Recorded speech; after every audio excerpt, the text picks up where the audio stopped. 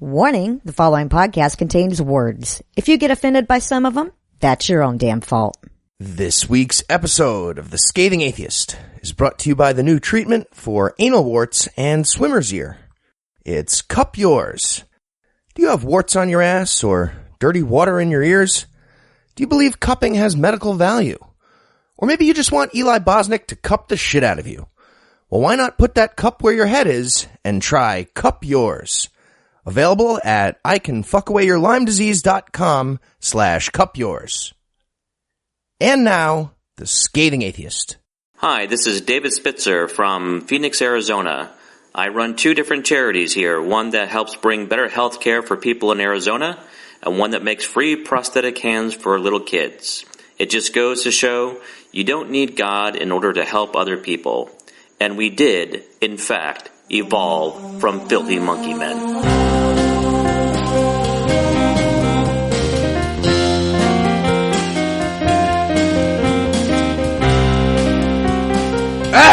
It's Thursday. It's August 11th. And he said you could shoot her, not should shoot her. I'm no illusions. I'm Eli Bosnick. I'm Heath Enright, and from New York, and Secret Lair, Pennsylvania, this is The Scathing Atheist. On this week's episode, women want to rip off Steve Anderson's arm. Men too. Mike Pence lectures Congress on the origins of specious. And we didn't want to go to the Australian Capital Territories anyway. But first, the diatribe.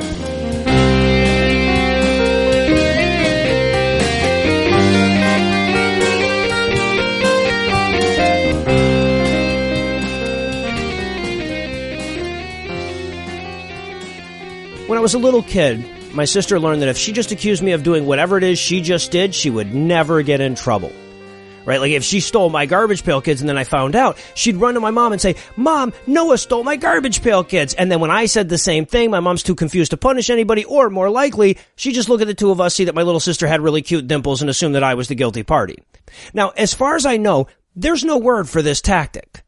There's no word that I can find that means preemptively accusing someone else of doing the thing that you did in an effort to deflect blame later.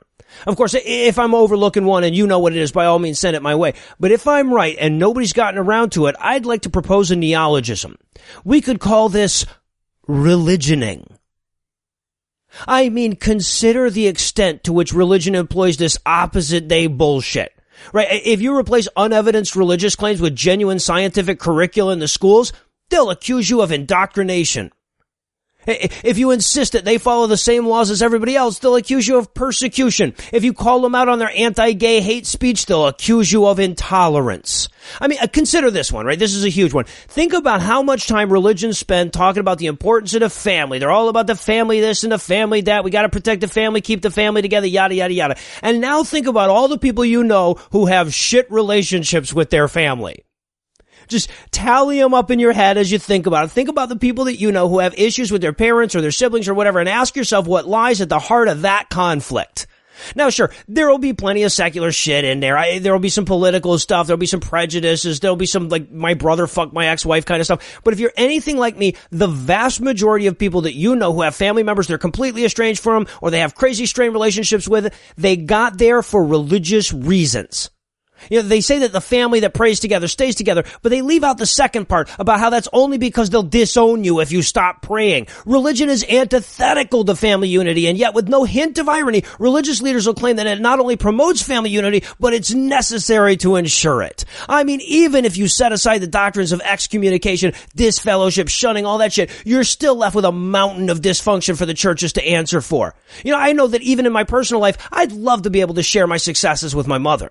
You know, when we won the podcast award, I wanted to tell her about it, but I couldn't do so without ruining all the Thanksgivings and Christmases between now and her funeral. And my sob story here is pretty small fucking potatoes compared to the shit I've come across in emails from listeners or in conversations with friends. In fact, I had a perfect example of this just the other day. Turns out that the guy painting my new house is an atheist, right? So I got to chatting with him a bit, and he's telling me about his wife's family. Now, she's an atheist, the wife is, but she comes from a staunchly evangelical family, and they take their religion at least seriously enough that she's not willing to tell them that she no longer believes in it. You know, she fakes religiosity to maintain a relationship with her family. How often have we seen that? Her husband, on the other hand, does not fake it. Right? So he's telling me about how they keep him at arm's length and actually say stuff like, you're such a nice boy. I don't understand why you won't accept Christ's love. As though being a nice person and belonging to the religion are intrinsically linked, and we should all know that. They're actually telling him straight out, I'd like you more if you were Christian, and they see nothing wrong with that. You know, he even says to him, what if I lied? Would you trust me more if I lied to you and pretended to believe in God? And it doesn't matter how they answer, because of fucking course they would. If you lie to your religious family members, they will deem you as more trustworthy. That is, Islam is the religion of peace levels of opposite day. That is opposing gay adoption for the sake of the children levels of religioning. In fact, this concept of religioning is so ubiquitous that I started wondering if it didn't represent an actual mental malfunction of some sort, right? Like something got stuck into their brains the wrong way round or something. And maybe that's been the source of all these issues we've had with communication this whole time, right? Maybe it's just that religious people mean the exact opposite of what they say all the time. Think about how much more sense every religious claim you've ever heard would suddenly make, right? And I'll admit that I'm probably wrong here, but just in case, I want to offer up the following opposite day message in hopes of finally getting through to our religious co-earthlings. All right, it goes like this. My dearest religious people whose ideas I respect, fuck on with your factual truths. Your intellectually defensible claims in no way torture children or rip apart families, and your tolerance of all people isn't ruining society. And while I don't have your attention, I should subtract that shoving that Bible down your ass would not be the best use for it. It isn't filled with out-of-date detrimental calls for hatred and violence, and it doesn't act as a direct barrier to scientific overstanding. Damn, this isn't tougher than I didn't think it wouldn't be. Anyway, as I wasn't saying, your religion is necessary, useful, and smart. And first but not most, fuck me for all the misery you haven't unleashed on the world. They're talking about your Jesus. We interrupt this broadcast and bring you a special news bulletin. Joining me for headlines tonight are the Pinky and the Brain of Blasphemy, Heath Enright and Eli Bosnick. Fellas, are you ready to do what we do every night? I ate all the marshmallows. On air? I mean, okay. Oh, look at me. I'm the food babe and I'm lost in this room full of lava lamps and juggling equipment. I meant the other thing, but okay, if we must. Anyway, in our lead story tonight, we just became outlaws in the Australian Capital Territories. Fuck, it was just a lick. I gotta go into hiding. No, believe me, dude, they'd have just arrested you based on your kangaroo impersonation. Hey, you said we weren't doing sex stuff on the air. Admitted way more than I intended for you to admit. No, I was talking about a new law passed by the ACT Parliament which says that vilification on the grounds of religion is now illegal and could net the vilifier in question a fine of up to 7,500 cowrie shells or shark testicles or whatever it is they use for money in Australia. Oh, no, it's actually Bloomin' Onion app cards. Oh, okay. Sure. Yeah. I thought it was Foster's cans. Yeah. Kangaroobles. No, wait, I have a question. Vilification seems a little tricky. Like, I think the Catholic Church vilifies themselves when they fuck a bunch of kids and cover it up. Does this apply to them, or just like the people who say Cruella de Vil shouldn't make puppy coats? Yeah, good question. Yeah, well, it's about the puppies and the rape victims, indeed. How they have a condescending tone. Yeah, oh, maybe we should move the show to Australia. That's two birds, one stone, yeah. Now, people think I'm native. Hello. Hello. I'm the feed babe. I'm lost in this room full of lava lamps. Sure hope nobody climbs inside my pouch. Now, if you can believe this shit, the effort to stifle free speech for the sake of getting a gold star next to your name from Mrs. Wormwood received bipartisan support after a study from the University of South Australia found that about 10% of Australians were highly Islamophobic. And if there is a better way to counter the fear that Muslims are trying to change the laws and take away your rights than changing the laws and taking away your rights because of Muslims, the ACT Parliament sure the fuck isn't interested in hearing about it, apparently. Yeah, this is the country that had a counter movement to checking no religion because then Muslims will outnumber everyone in Australia. Nothing calms people down more than literally and actually taking away their freedom of speech. Chill them right the fuck out. We've got a really good wall guy here in the States. Happy to send him over. He could definitely use the money based on his taxes he's afraid to release. Well, of course, Attorney General Simon Corbell said that the act was designed to, quote, ensure the political discourse does not descend into hatred, end quote. So the limiting of free speech was more of a side effect than a direct intent. That's good. Okay. Australia didn't have laws against that before? No. Just like people walking around screaming fires in a theater, or I guess in this case, ankles. Yeah, well, see, it's not that your rights aren't important. It's just that they're less important than you thought they were. Of course, critics of the AG's comments couldn't help but admit that they did have a fever and the only prescription was more Corbell, but they were still pretty pissed about it. Yeah, so if any Australians want to continue listening to the show, you're going to want to proceed very quietly to secret drop point 2 from now on. Right. It's under the room. Yeah, exactly. Under the marina. Now, look, I'm sympathetic with the aims here, but this is like trying to prevent molestation by forcing every woman to dress like a Pac-Man ghost in an apiary. See, now we can't go to Australia. Well, this was in drop point 2, this part. Yeah. So, according to the statute, vilification can include actions in the workplace, social media posts, which probably includes sharing this podcast, or clothing signs or flags that would incite hatred, contempt, ridicule, or revulsion. Ridicule is on the fucking list. A fucking chart that shows the smallest seeds in order would fit into this bullshit law. Yeah, and now we're going to get a whole bunch of refugee science teachers. This is not the greatest plan. I don't think we're going to get them. Make a fun Olympic team, but still. Okay, Americans don't want those jobs. Right.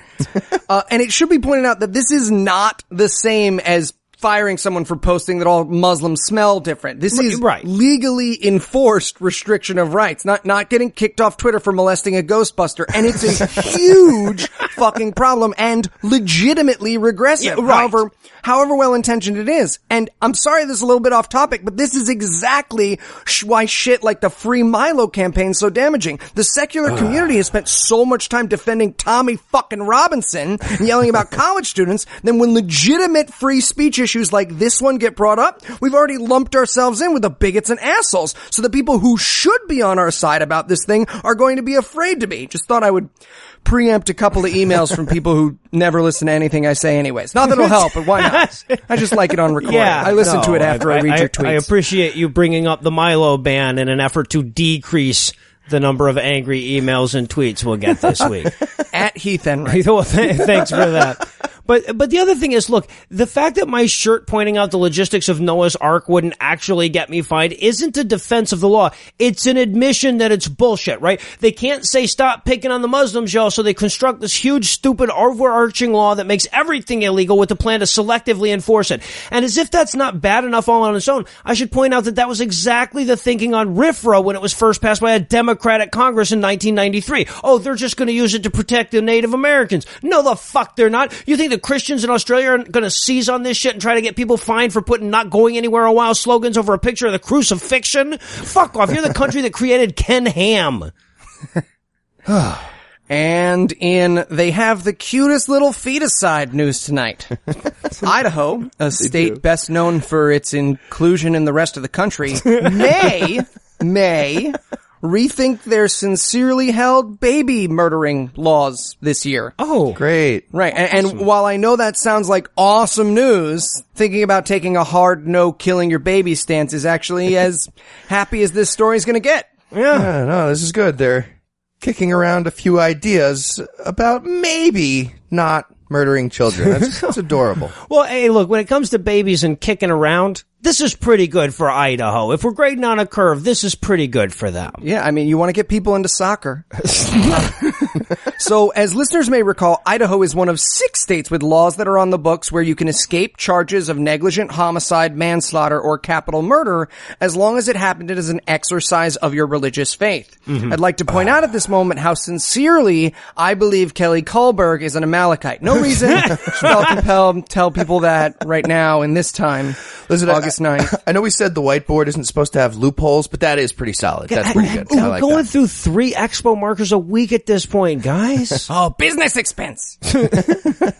However, despite the fact that 6 states have a only if you really mean it kill your kid policy, Idaho is the only state so far to actually apply those laws. It's like those fun little Snapple cap fags, like it's illegal to whistle while walking backwards in New York City, and you can kill your baby if you think Jesus will take the wheel in Idaho. Fun, you know. Exactly. Well, I hope they do the responsible thing here and come up with a stand your ground law to go along with this. Toddle your ground. Yeah. It'd be fucking adorable. Stand your grounded. What about the law-abiding faith healers, huh? More people die in swimming pools. And again, this is actually good news because this week the state convened a legislative committee to review the law. ADA County Prosecutor Gene Fisher, who is the major force behind the change, said, quote, "I don't think the rights of the parent should so supersede the rights of the child," end quote. Adding, "Let's pretend it's a fetus. If we pretend it's a fetus, will we all agree that parents don't have any rights anymore? There we go. We did it." Well, maybe if these kid killers were doing something useful, like stem cell research, I could get on board. But otherwise, it's just gratuitous. That's, yeah. come And on. if by gratuitous you mean delicious, I agree. It's an acquired taste. It's acquired. However, despite the law being reviewed, don't get your hopes up. Idaho's legislature is famous for giving into religious special interest groups like these, and the review may be pushed back until 2017, which says nothing of the decision itself. Until then, I guess Idahoans will have to focus on the important things, like what color trash bag dead kids going. Yeah, right. The clear right. ones. And well, remember, it changes on Labor Day, though. Oh. It's tricky. And in over-the-bottom news tonight, Arizona hate pastor Steve Anderson continued serving his role as White Pastor Manning on our podcast writing team with a new challenge for any ladies out there who want to argue that Christian misogyny is a bad thing. And much like you'd expect from a man with severe, undiagnosed clit envy, he wants to decide this philosophical issue by arm wrestling. Arm wrestling. Arm wrestling. I think it was Aquinas who first offered the punch me in the stomach as hard as you can apologetic, right? I'm not super caught up. I'll have to check. And look, I know he's going to get into this and all, but as we go, try to keep in mind, Steve Anderson is a fucking noodle. He really is. I mean, there aren't many people whose physique I can talk shit about, but this guy is a human noogie. I guarantee he has a permanent wedgie cleft in his tailbone. Joke's on you, Satan. I can't wear underwear anywhere else. All right, so here's how the challenge happened. Apparently Anderson took some time away from furiously masturbating to American Sniper so he could deliver the following message during his sermon last week. Quote, "I get an email every day calling me misogynistic. One? What a stupid word. This is like a new word? What? New 1650, close enough. Not bad. Maybe he meant Jew word? I'm just throwing that. I'm trying to help. Entirely Makes a lot more sense. possible, yeah. Okay. Anyway, continuing. See, I don't go with all your little trendy words and all your little trendy concepts. This can't be real. It can't not be. Read, I'm just a simple caveman pastor. I don't understand. Anyway, back to the quote again. People have been doing it my way for the last 6,000 years, or 200,000, but again, close enough, whatever. Give or take. And it's worked out great for a lot of people. Read half the people. That's at 49% of them, yeah. Is he trying to do Matt Foley? I feel like he's trying to do Matt Foley. All right, so then from there, as per his contract, he snuck some homophobia in there. Yeah. He continued, quote, "All of a sudden, we're supposed to get on this trendy little faggoty type of a relationship where my wife and I are supposed to dress the same, act the same, look the same, talk the same, live the same lifestyle, have the same authority," end quote. So apparently Steve Anderson's wife is actually a gay man. Good to know. Well, yeah, and apparently he thinks the two spots on this scale are beat your wife and matching fanny packs. There's nothing in between. Steve Anderson sounds like that buddy who doesn't want to propose to the girlfriend that everyone knows is cheating on him. He's just like, I'm not ready. And, dude, she's been in the bathroom for 20 minutes with Adeline. I don't think she's ready either. Yeah, so all that finally led to the physical challenge portion of the sermon. Went like this, quote, "I challenge any woman right now to come up and arm wrestle me. And if you can come up and defeat me in an arm wrestling match, I'll admit that women are as strong as men," end quote. And of course, that brings us to our latest Kickstarter idea. You bet your ass it does. We're hoping to fly out a whole crew of yoked-up feminist women to Arizona so they can break Steve Anderson's arm and therefore finally settle this academic debate over gender equality. I thought that we were doing that on Twitter. Didn't we agree? Were you? On what? If only. I wonder what that would be like.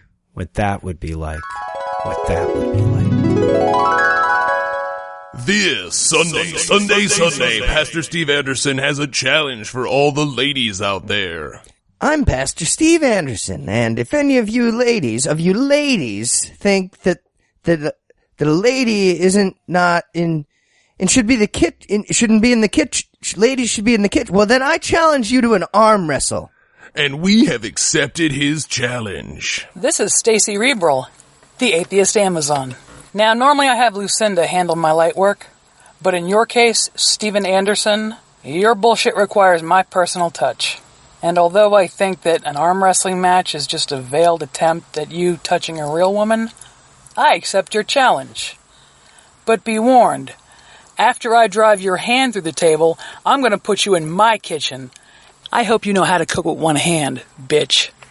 Okay, that isn't...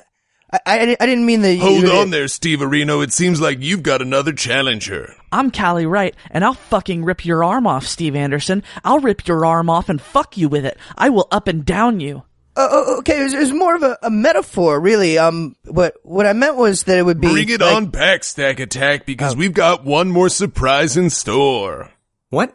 Why am I here? He said a girl. Oh, fuck you guys. Got him. So, tune in Sunday for the apostate with the prostate and Rebel gonna rip open your Wilson versus Steve Not Adam and Sleeves Anderson for a battle royale. I want none of this to happen. I'm not... Only on pay-per-view. You said it was an emergency. It was an emergency. And in While Callie's in an ass-kicking mood anyway news tonight, we have another feel-good story about that fresh-faced, never even kind of a Nazi pope that's doing such a bang-up job reforming the Catholic Church's international image. In a closed-door meeting with a group of Polish bishops last week, the Pope, so sissy had to put it in his name, said that it was terrible that children were being taught that transgender people exist. Yeah, when you trans-substantiate, it's a big problem for Catholics. They don't like that. Oh, that's good. Anyway, according to the Catholic Herald and all the other news organizations that read the transcript of the meeting, Pope Frana Barbera said, quote, "We are living a moment of annihilation of man as image of God," end quote.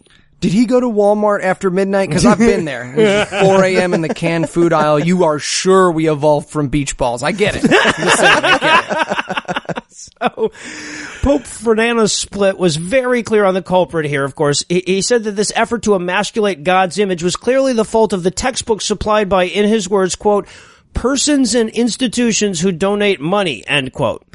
And if that's not specific enough for you, what with the indefinite use of collective terms that would encompass all possible culprits followed by an open-ended modifier that includes all entities that use money for purposes, he added that it was backed by very influential countries, just to, narrow it down. So it was a person who uses money from a country, if you know what I mean. It's the Jews, isn't it? It's going to be the Jews again. It's always the Jews. Yeah, no, he was probably like drawing little payas with his fingers as he said it. Make perfect sense now. I'm going to set aside the implication in his statement that all trans people started out with penises that they no longer have. We'll save that for another day. And I'll even say in Pope Frankel Bracelet's defense that he did resist the urge to compare trans people to nuclear weapons. Again. Compliment Sam. Like he did that one time when he actually said that both nuclear weapons and trans people can destroy a high number of human beings. Well, one for sure. You were Callie was saying about Steve Anderson? Well, and maybe too. To be fair, it's a lot harder to do a hit and run with a nuclear device. So. Oh, she is a murderer. She's so politically correct. She's fast, but still. But the idea that you're gonna wrap this anti-trans rhetoric and concern for children when you have to fucking know that your anti-trans rhetoric is going to drive children to suicide? That's a little much. Which is just poor planning. If the Catholic Church drives the kids to suicide, who are they going to fuck? I mean, right? It's just logistics, guys. It's in everyone's best interest here. Anyway, the point is that this asshole being the most progressive pope is an indictment of the other popes, not a compliment to him. Yeah, he's the nicest guard at Buchenwald. Right, yeah, both paid in Nazi gold. Yeah. Well done, sir. Paychecks. And in Bail Mary news tonight, if there's anybody who can make Brock Turner look good, it's the Catholic Church. They're trying. Yeah. This week, ABC has reported that according to the confession of 95-year-old priest Louis Brouillard, he molested around 20 young boys while serving in Guam. And when he told his fellows, they advised him to, quote, do better, end quote, along with regular penance such as saying Hail Mary prayers. But what was clear was that nobody specifically told him to stop, leaving us to wonder what do better meant. Yeah. Is that like I spit on your grave, cheering him on, do better, or like a prisoner mama said, hide under the car situation? Either way, don't picture it. Don't picture it. Also, don't picture a priest in a jail cell getting sexually abused by an underage pink elephant. Well, you're at it.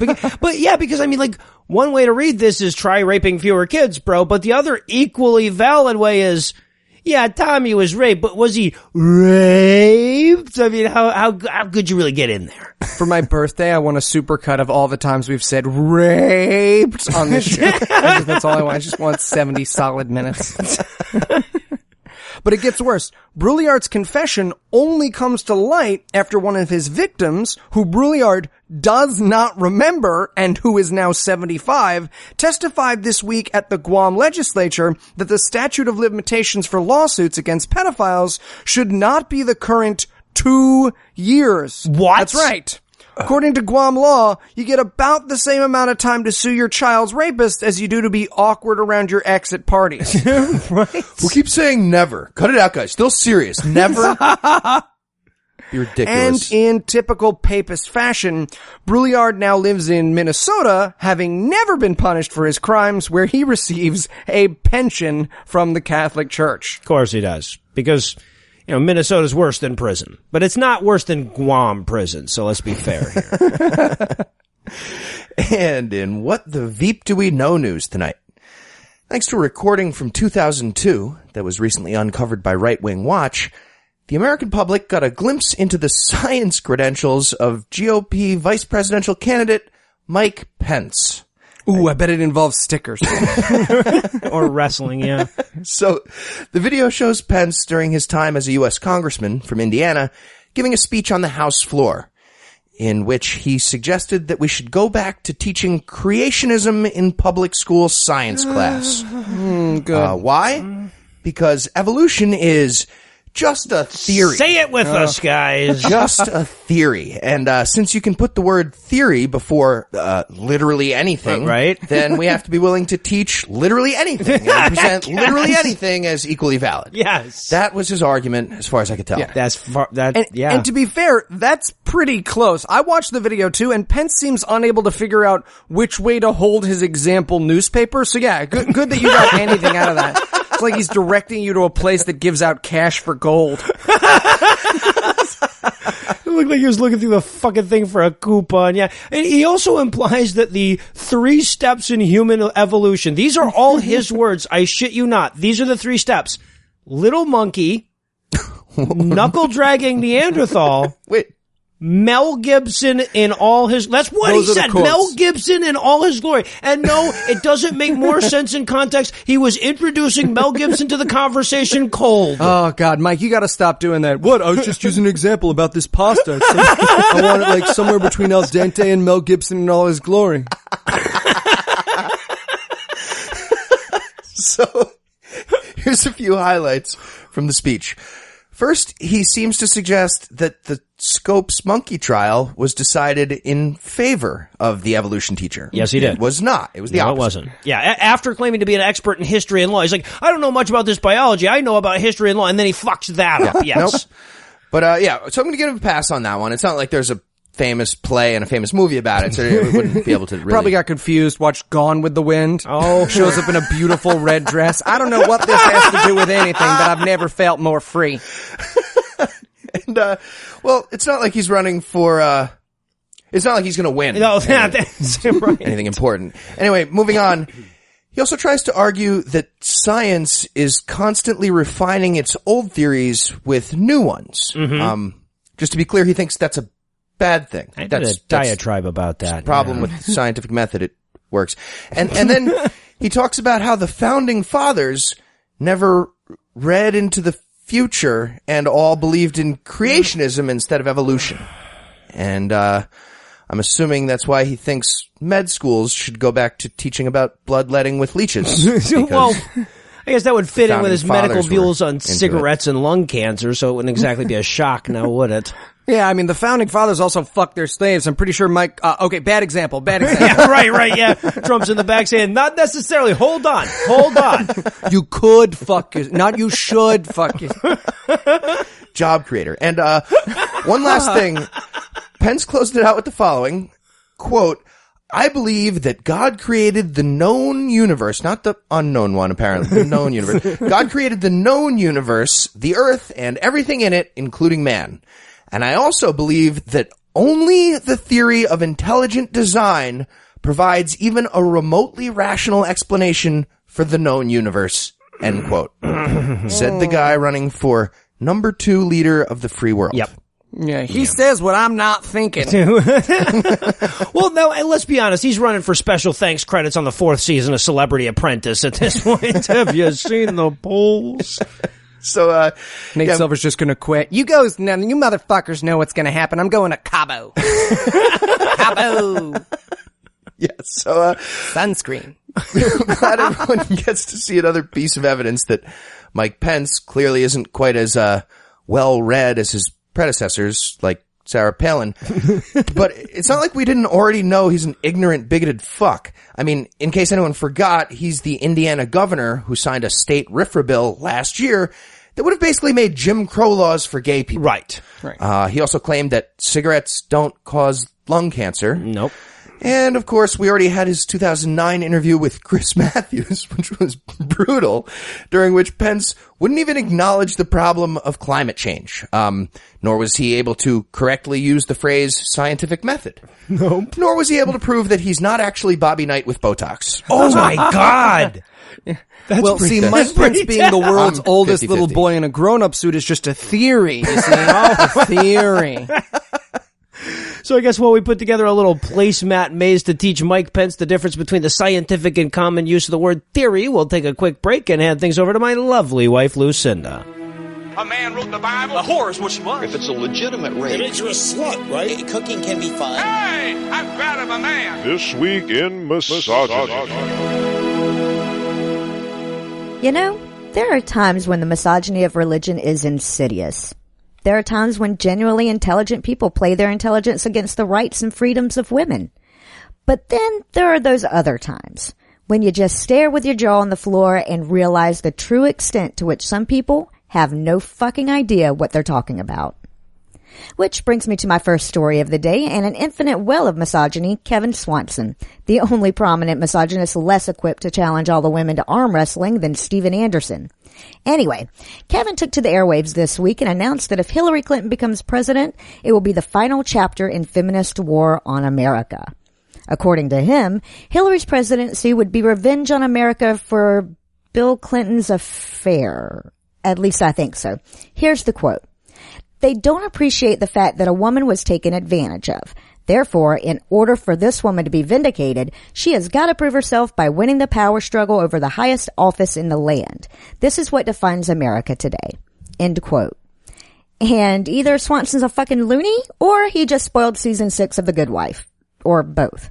But hey, Swanson wasn't the only person with a degree in talking to the Easter Bunny that drew a hard line in the sand this week. And at least the next guy is honest. Gary Dull, the head of the Pennsylvania Pastors Network, explained on a panel this week that, quote, women serving in positions of political leadership is a sign that a society is spiritually rotten and under the judgment of God.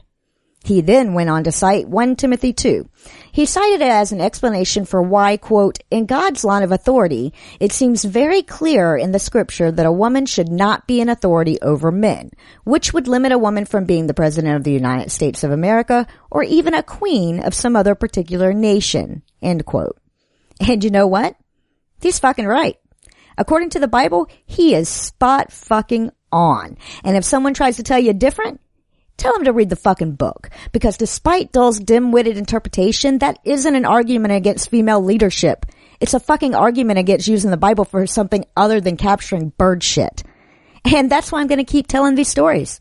Because next time someone tells you that their sweet old grandma would just be lost without church, you remind them that I've got at least 2,000 years of evidence that her church doesn't give the most fleeting fuck about her. And on that cheery note, I'll hand things back over to Noah, Heath, and Eli. Thank you, Lucinda. And in Cat Snatch Fever News tonight, according to the NIV Teen Study Bible, because Jesus makes you radical. Is that not their catchphrase? I thought that was their catchphrase. Well, that would have been a lot better than the wisdom we've got for you today. So, according to the NIV Teen Study Bible, having sex outside of a traditional marriage is just like putting your cat in the microwave. Which is obviously ridiculous. I can assure you it's nothing like that at all. Unless you fuck the cat afterwards. I'm guessing. For a friend. I'm guessing for a friend. I'm the friend. You're always the friend. Okay, so here's the actual words on this topic that are being shown to Christian teens. Section starts with the question, quote, if God made sex for people to enjoy, then why do some people get AIDS and other STDs? End quote. Good question. And here's their answer. That is not a good answer. Quote, when microwaves were first available. It's not a good answer. Not looking great. Not looking great. When microwaves were first available as the premise, a woman used one to warm her cat. It did warm the pet, but it cooked its organs and killed it. Now, does that mean you shouldn't use them? No. But you need to follow the instructions in order to enjoy them without getting hurt. End quote. Wow. And I'm guessing there's a footnote on there saying this should not be read as an endorsement of safe sex, not the instructions on the condoms, guys. No matter how many bags you put that cat in, it will still die. It will still die. Don't look at it. Don't look at it. And just to be sure, nobody do look at it. Lock eye contact. Okay. That's hard because it would be spinning.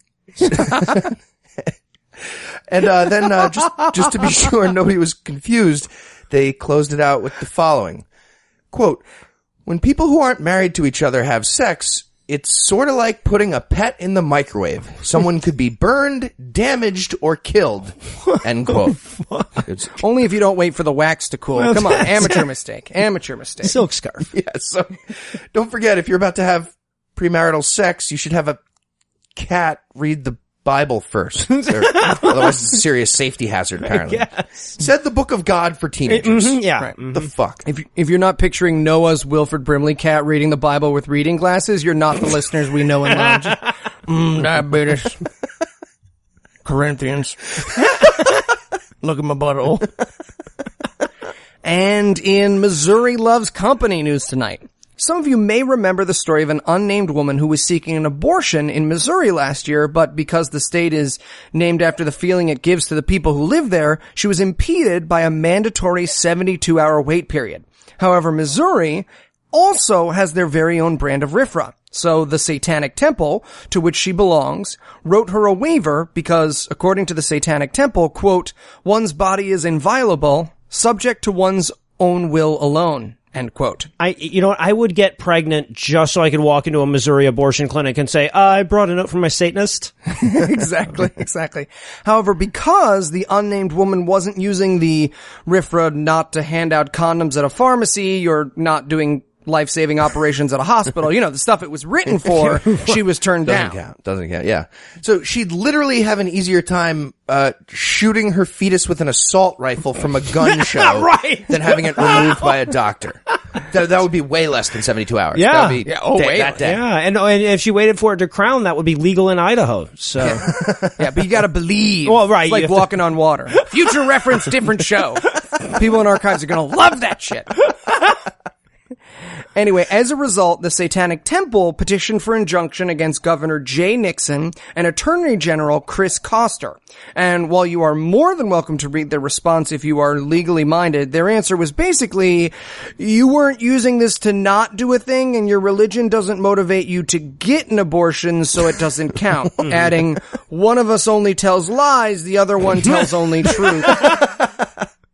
How would that guy suggest I murder my child? Yeah, right. The gun show thing? What would he say?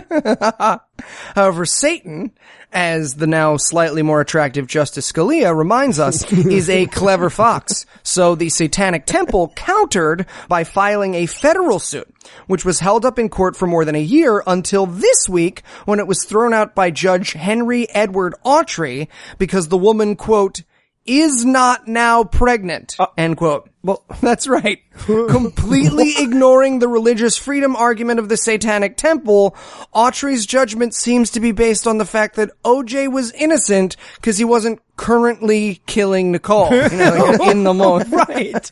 Right, yeah. We don't need the 13th Amendment if we kill all the black people. It'd be a moot point there, so. I never tell you how amazing you are, Heath. And look, it is easy to just look at this suit and think, oh, this is just the inception of stupid, right? The Satanic Temple uses the stupid laws to show the hypocrisy of other stupid laws, and now this particular back and forth is over. But the problem is this highlights the key to these rules, which is that they're applied unfairly. Exactly. What's truly poisonous about these laws isn't just that they try to make stupidity and wishing a legally valid argument, it's that they don't treat all forms of it the same. Are you listening, Australia? Eli, if you don't mind, could you finish the story in Australia and maybe just make sure it's clear to him? Foster's, Australian for abortion. It would explain the taste. That would explain the taste of Foster. There I you like go. the taste of those things. Whatever. Nothing tastes better than freedom. And again, it's important to point out, RFRA isn't just dangerous because of how it's written. It's dangerous because of how it's applied. And I only mention this because when Christians pretend to wonder why we care if the clerk refuses to do this or if you need to go to the next pharmacy over, and aside from the usual, the voice in your head doesn't get to choose whether or not you do your job answer, it's because we're reminded over and over again by cases like this that the people writing these laws do not mean what they say. Right. And couldn't, and logically couldn't mean what they say. Yeah. Anyway, and in honky if you love white people news tonight, Baptist pastor Jonathan Greer has taken to local media to complain that he was fired from his position at Mount Sterling Baptist Church in Butler, Alabama for inviting black kids to Bible study. By the way, inviting black kids to Bible study is not a euphemism for anal sex without douching first. I said I was sorry. We're not doing this on air. We're not doing this on air.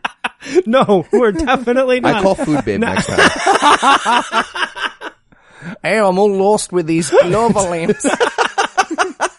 No, I've got to admit, I've got two heuristics butting heads here. I eat fine. Two other heuristics. Anyway, one, of course, is never trust the claims of a pastor, and the other, of course, is never underestimate the bigotry of Alabamians. So I'm not going to put my nickel down quite yet, but assuming this dude's right, that's pretty fucked up. Yeah, well, and it seems like the church has a quandary, too. How do you teach everyone the Bible and prevent Canaanites from learning to read? I mean, they need to rank the rules. That would be good, yeah, like a top 10 list at least. Yeah, like the Asimov thing with robots. Yeah, right, there you go. Now, so speaking with a reporter at the local ABC affiliate WTOK-TV, Greer, who looks like he glued that beard on to get into ladies' night but underestimated the humidity, explained, quote, there was pushback about where the types of children we were bringing in. Sick. And I was asked to not invite black children to VBS, end quote. Now, Greer admits that they never actually said this to him directly, but instead, in his words, they were rather coy about it. Now, unfortunately, he didn't give examples, which sucks, because I would love to know how Alabama deacons hint around about their Nazism. I'm guessing the words, a certain secret society, are pretty common. Perhaps you find kids that are a bit more amenable to the free sunscreen we give out, if you know what I mean. Your pants have to be this tight to enter the bar. It's not about race. Right, we're thinking a little more Wayne, little less Wayans. You get what I'm saying here? There's 1 1/4 black kids in there already.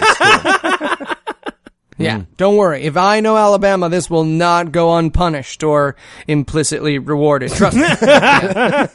You know what? If it inspires just one public shit, I'll be okay. Oh, now it's going to be stuck in my head again. For months.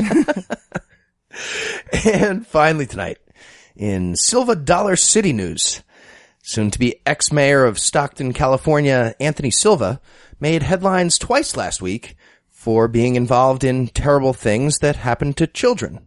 Mm-hmm. Well, excuse me while I cross Mayor of Stockton, California off my vision board.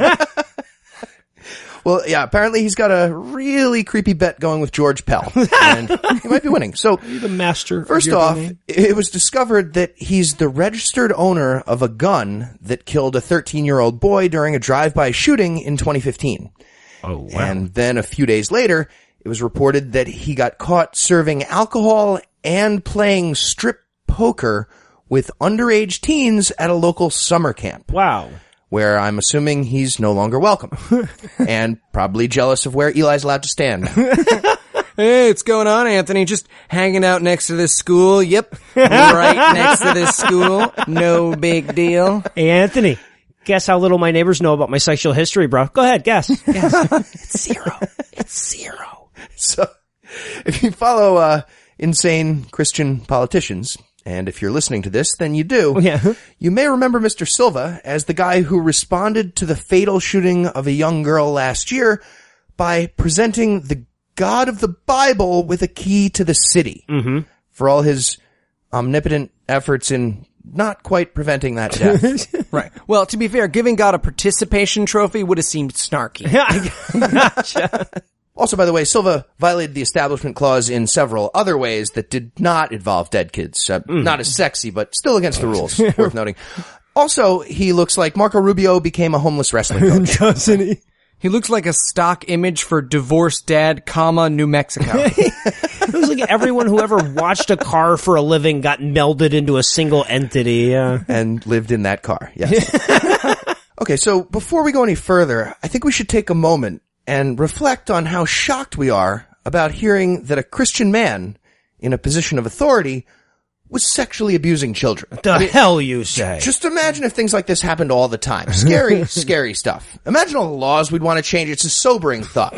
But this was just the one time, so I'm saying we try to forgive and forget.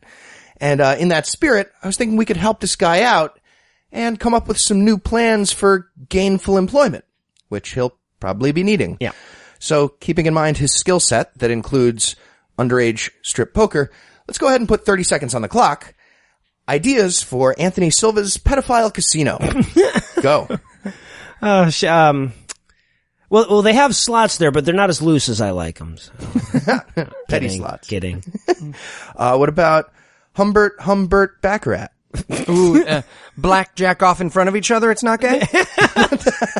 All right, well, the casino's going to need a name. How about the George Pelagio? Oh. No, maybe the Child West? No, I got it. The MGM Grandson. What about the Tricycle Casino? Oh, that's good. Getting craps on your snake eyes the hard way. I said I was sorry. Come line joke. Texas Hold'em. You don't have to do anything, just hold 'em. All right, well, we need one for the Muslims. How about Aisha Poker? Ooh. What about Twino, Kino, and Reno? The biggest little mistake of your life. If only. Chat roulette. We have a winner. Always bet on green. And while we slowly recover from that, we'll close out the headlines for the night. Heath, Eli, thanks as always. Chat roulette. I knew you were going to say that. And when we come back, we'll return. It's time for the Atheist Calendar portion of the show. This is the monthly couple of minutes we set aside to get you caught up on all the great atheist, secular, and skeptical events going on around the country and around the world. And when I say monthly, I mean kind of whenever. Of course, conference season is starting to slow down, but there are still some great events to hit yet in 2016. The Women in Secularism Conference is coming up at the end of next month. That's September 23rd to the 25th in Arlington, Virginia. Speakers include Julia Sweeney, Ramit Blumner, Annie Laurie Gaylor, Debbie Goddard, and more. A couple of weeks later, the FFRF will be holding their 39th annual convention in Pittsburgh from October 7th to the 9th. Jerry Coyne, Daniel Dennett, Susan Jacoby, Lawrence Krauss. I mean, there's more. more, but does there really have to be? Also in October, you've got the Great Lakes Reasonfest in Detroit, the town that gave us me. October 28th to the 30th, their speaker list includes Andrew Seidel, Melissa Pugh, Lucian Graves, JT Eberhard, Jerry DeWitt, and it's Detroit, so that's pretty much it. Just them and the people going to this conference. And obviously I'd get in trouble if we started talking October and I didn't talk up the UK's premier skeptical conference, QED. Susan Blackmore, Cara Santa Maria, friend of the show, Mike Marshall, and a lot more, including us doing a live record of god-awful movies in British. It's October 14th to the 16th in Manchester, England. It's only £99, and we'd love to see you there. And lastly, a quick reminder that the Mythinformation Conference is coming up on October 21st. Of course, the crown jewel of this conference is a debate on the historicity of Jesus between Drs. Bart Ehrman and Robert Price, moderated by Matt Dillahunty. Should be amazing, and you might be able to go for free. I mentioned it briefly on last week's show, but the guys over at Mythicist Milwaukee offered us a couple of tickets for a free giveaway. You can win those tickets. All you have to do is write a Jesus haiku, email it to me with the word haiku in the subject line. You'll find the email address on the contact page at scathingatheist.com, and then we'll be selecting a winner at random on Tuesday of next week's show, so we'll need your submission before the 16th. We'll announce the winner in the headlines of next week's show. And of course, if you'd like more information about the Mythinformation Conference or any of the events we just discussed, you'll find links to more information on the show notes for this episode.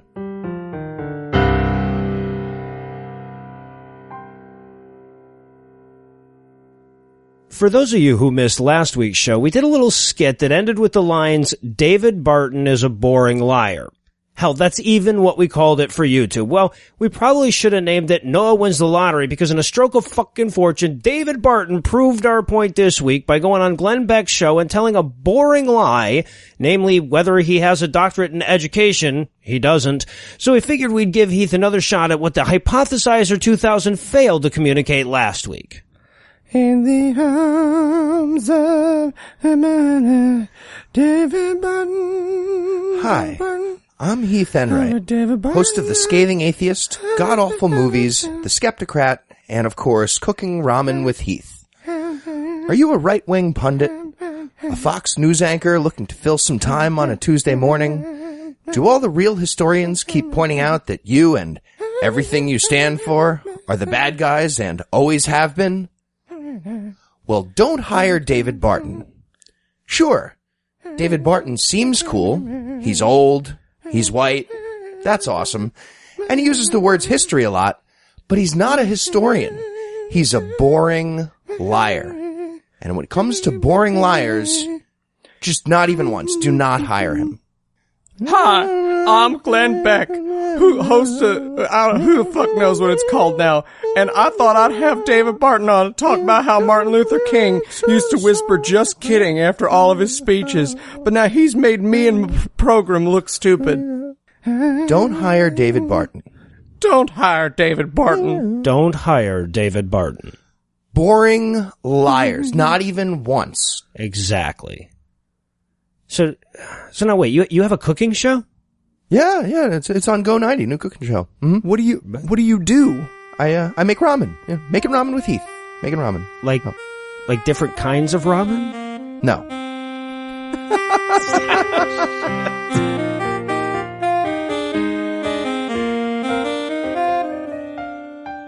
It's time for the part of the show that comes next, listener feedback. This is the part of the show that couldn't exist without listeners and feedback.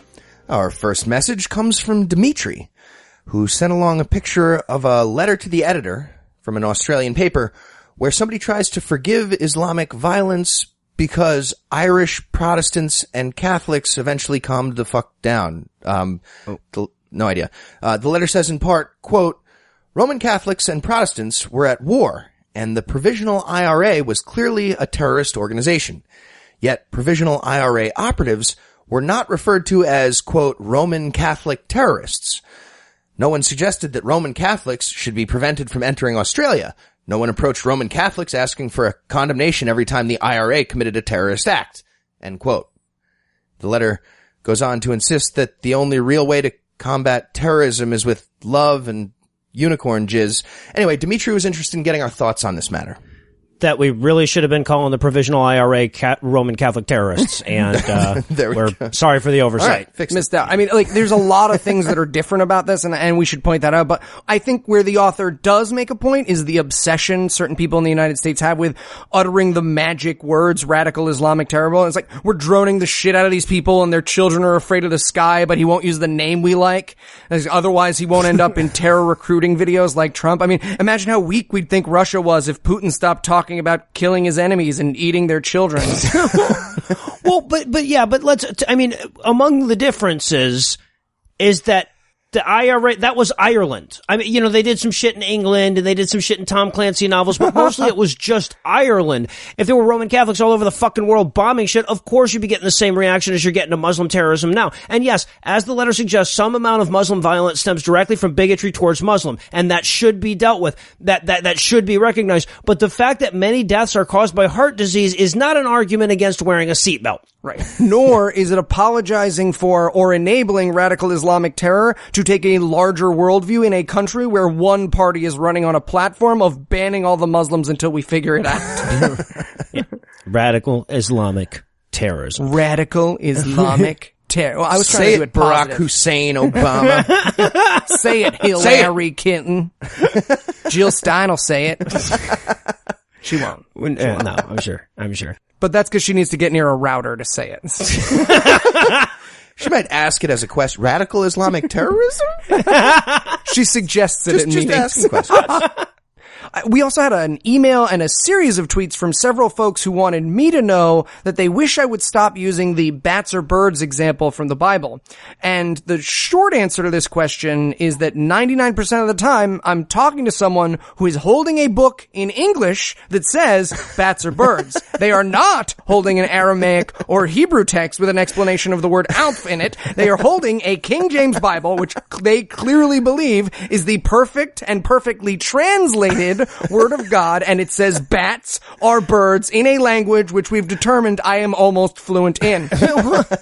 And also, look, the same book gets the number of legs on bugs wrong. They think rabbits chew their gut. What I'm saying is giving them the benefit of the doubt in biology seems like a stretch. Why would we? Yeah, there's not really any doubt from which to give benefit. The science knowledge contained in the Bible is pretty much exactly the science knowledge of humanity at the time each chapter was written. And that's the point we're making. Well, right. Yeah. Less than. Yeah. Exactly. And I should point out the side argument that often comes down this like bats or birds role is that like God didn't know that bats aren't birds because he doesn't use kingdom and phylum. And I gotta say, if my opponent ever brought that up in a debate, I'd be great. Oh, thank you. I'm really grateful. God don't know about these faggot birds y'all talking about. He just know winged and unwinged. Edible and unedible. And finally tonight, we got a message from Howard that was too amazing to believe. In response to our butt lube story a couple of weeks ago, Howard writes, quote, was intrigued by your lube slot last week. Not sure if you guys know how topical the issue is. Not many people know or talk about the widespread Southern African practice of dry sex. If you guys want to give it a try, I'm told the best results are obtained by filling the end of a stocking with sand on which a baboon has urinated, and then inserting this in the vagina and leaving it long enough to soak up all that pesky, slippery mucus. Yeah, let's give that a try for the first time ever. That is a completely new idea to me. Indeed. Never heard of that. Yeah, new Patreon goals. I think that's what he's suggesting. I'm not exactly sure. I mean, honestly, what comes up for me is the logistics of getting a baboon to pee on a tube sock. Like, finish your slushy, Chim Chim. Come on. I call baboon next time. Come on, Chim. Come on, Chim Chim. I already raised that $1,000 Nigerian with the vultures and Eli's $3. Come on, man. I'm horny. What is me, the food babe, wandering around Nigeria? If only there were a kangaroo with a lava lamp. Higher voice. I like the higher. Okay. And that's all the feedback you get. If you want more, keep sending us those emails, tweets, and Facebook messages. You'll find all the contact info on the contact page at scathingatheist.com.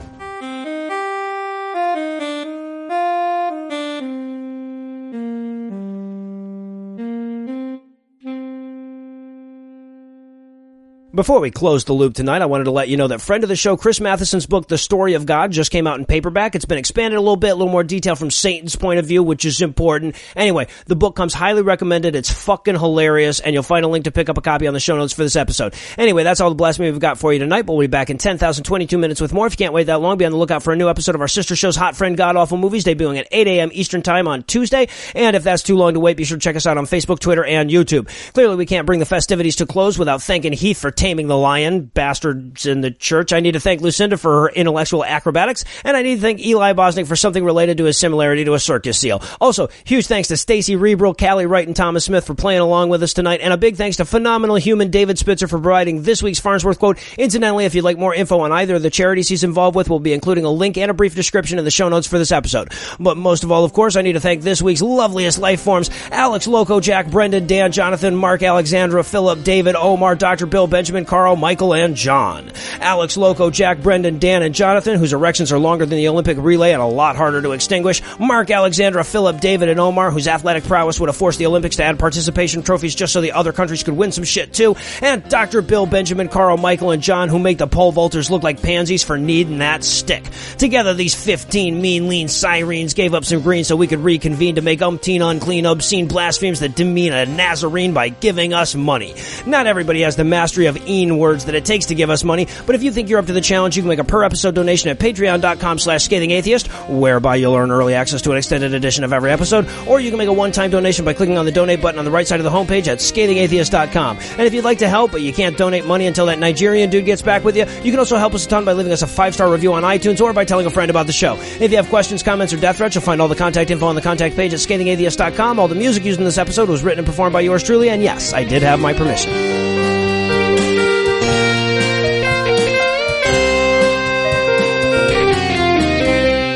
At Pikachu. The preceding podcast was a production of Puzzle in a Thunderstorm, LLC, copyright 2016, all rights reserved.